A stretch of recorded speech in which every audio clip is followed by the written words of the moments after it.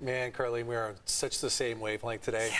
We are both so ready for the weekend, so we can just celebrate the forecast, right? We can be cheery now. Yes. Not bummed to be at work. We're cheery about the weather. We love our jobs. We're positive. This weather is awesome. We just want to be out in it. Oh, today was absolutely beautiful. Carlo and I get to be out in it a little extra next week. All right, so taking a look at how we shaped up for today.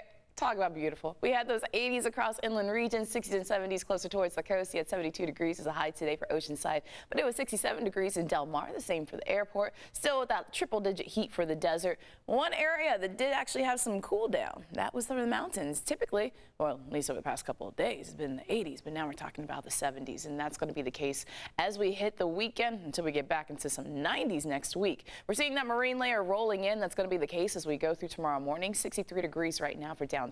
Also talking about winds out of the west at 7 miles per hour. So across the nation we go. We are seeing flood concerns popping up with watches across portions of Oregon as well as Washington State. You're also seeing dry conditions across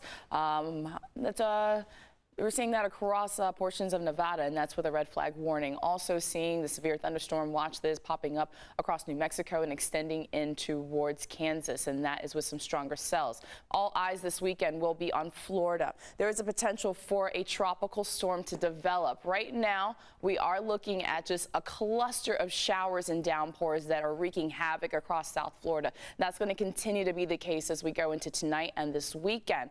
Now, the hurricane hunters are actually going to investigate this system. This is because it has the potential of becoming the first named system for the Atlantic season. Right now, it's just potential tropical cyclone number 1. It would become Alex if it does develop into a tropical system and becoming a tropical storm right over Florida as we go into this weekend, making landfall right along the southwest coast. Now, as we go into this weekend, all eyes will be on Florida because a lot of rain has already happened. A lot of flooding and a lot of accidents have been going on. They could see storm surge up to about 3 feet across South Florida, also the Florida Keys, and also Central Florida, and potentially up to a foot of rain.